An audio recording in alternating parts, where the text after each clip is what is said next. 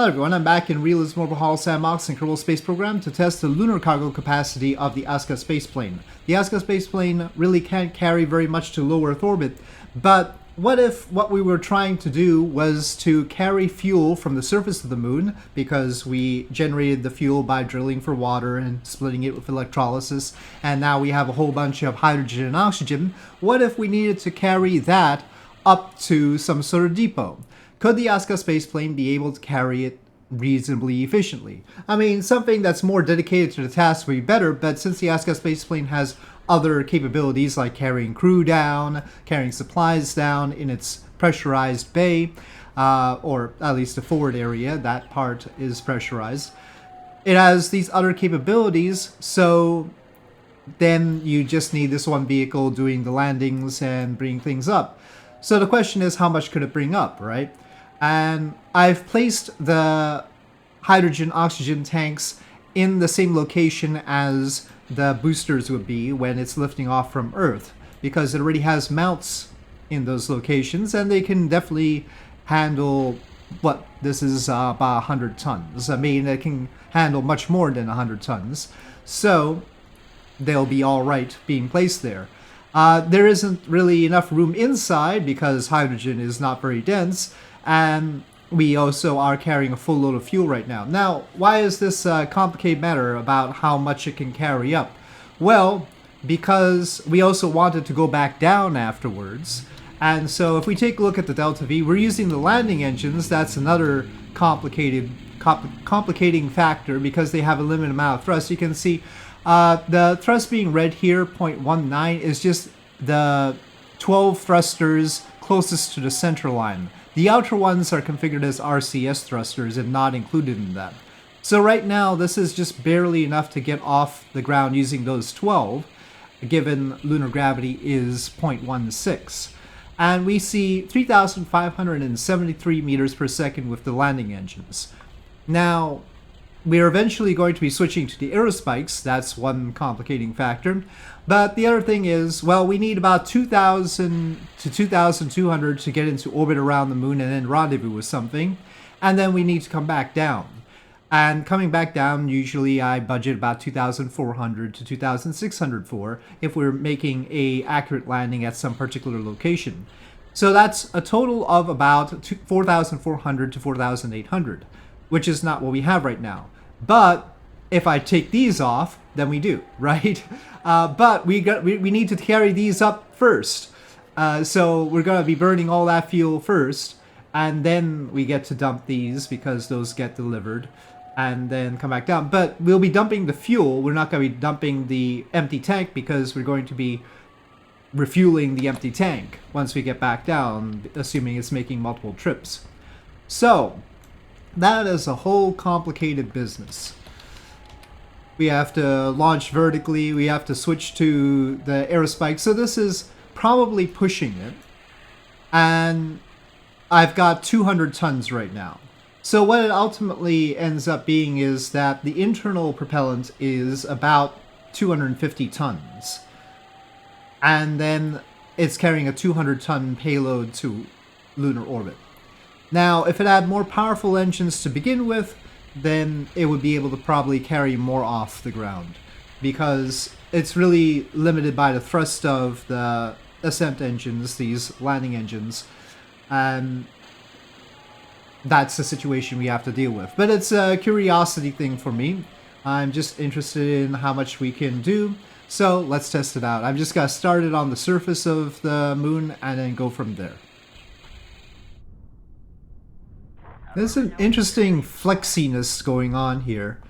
That might be tied to my previous attempts to fix the landing gear. There's definitely something wrong going on with this situation, but okay.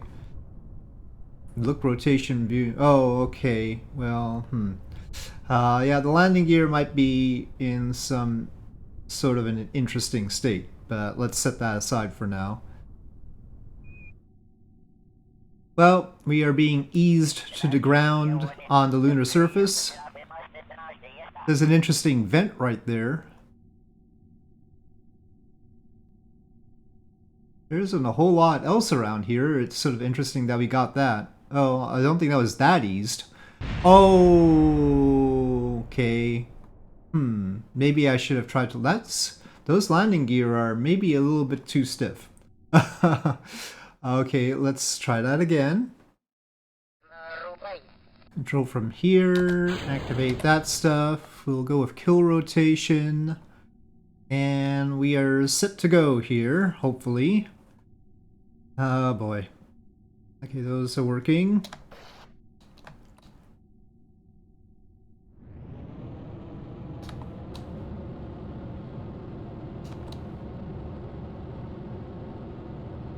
Okay, up. But carefully. Doesn't really show our actuation there, but we're surely using some.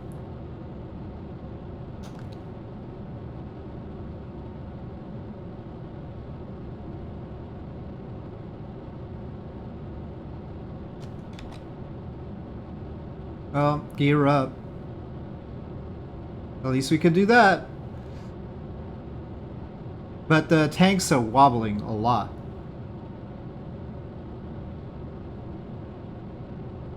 I don't know why.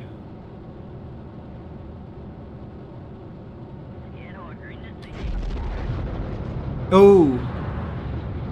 What the heck is going on? Has Kerbal gotten more wobbly because I've got Kitten Space Agency now? Is that what's happened?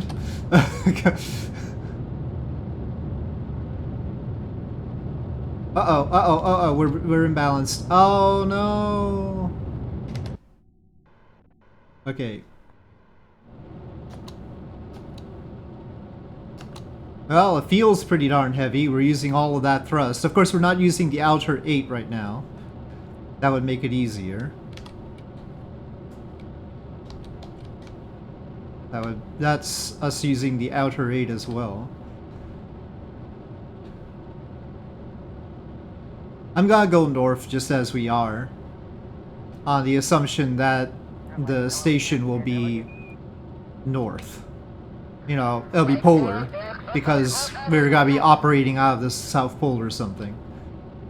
Let's see. Just want enough. Let's get those landing gear in.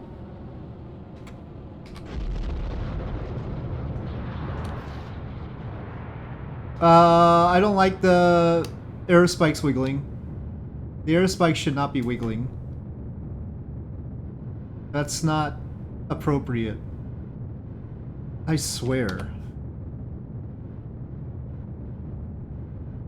I mean, it's like I've got Kitten Space Agency installed and now everything wiggles more in Kerbal. It's like Kerbal's overcompensating or something. It's become the wiggle specialist. Okay, how about I just use SAS? No, it's just shimmying in a different direction. I think I prefer the SAS version, Smart ASS version.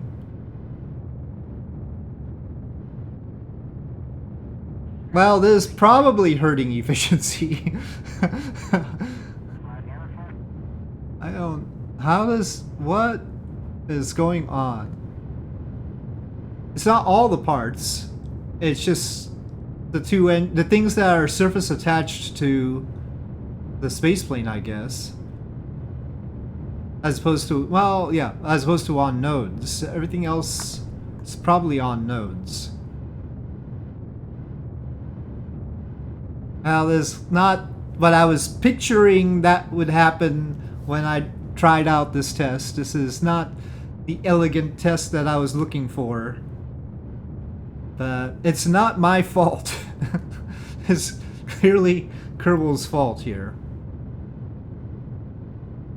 Okay, well, hold on. So I was supposed to carry these tanks back down. But if you'll forgive me, I'm gonna release them. Well, I'll dump them first, see how much Delta V we end up. Dump the fuel first and then see what Delta V we end up, but then release them. Just to see if it's because of the way they're attached that those aerospikes were wiggling.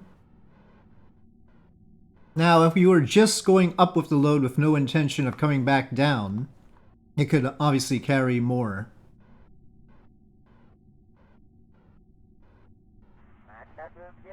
Well, I say obviously, but our landing engines probably can't take much more than this. The landing engines were attuned to Mars, so we can't carry too much of payload, though we can carry some payload to orbit around Mars. We can't carry too much because of the limitations of the landing engines. If we upgrade the landing engines, then everything changes. Though we're carrying as much of the internal hydrolox mix as we can. So it's not going to be too much extra. And of course, if you increase the size of the landing engines, you make the dry mass higher, and you lose some of the payload capacity like that. Okay. Well, they're immediately starting to wobble there.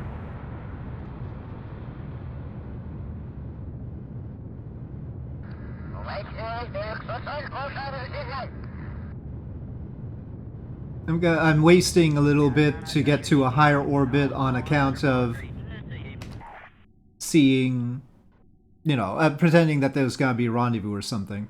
Okay, so we've gotten up here. And let me dump the fuel in the payload tanks first to see what delta V we would have if we were carrying the tanks back down.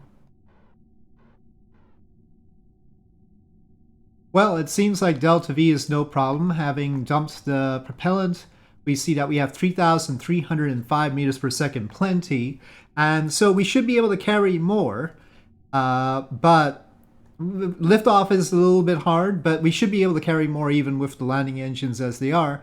The problem for me right now, and I would just retest that, except for all the wobbliness, right?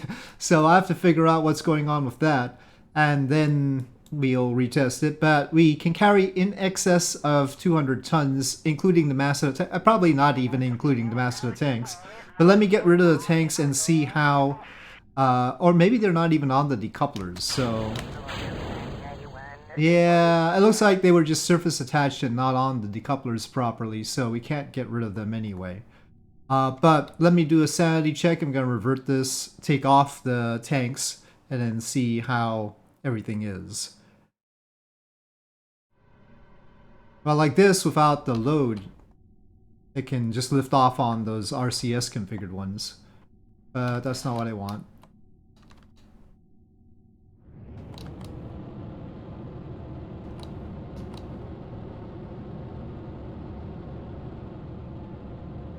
Okay, and...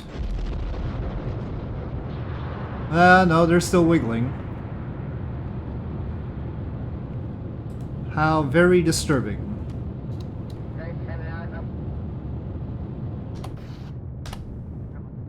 So anyway, I've got this problem to deal with, but we have a tentative result. It can't carry as much as its internal fuel necessary for the trip, but 200 tons is not bad, and we could make use of that if necessary.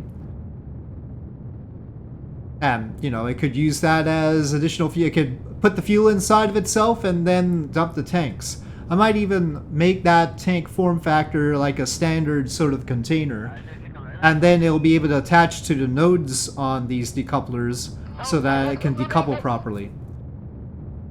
But anyway, with that being the result and me having a new problem to deal with, I'm gonna say thank you for watching. I hope you enjoyed this video. If you did, please do press like. If you have any comments or suggestions, please leave them in the comment section below, and I'll see you next time.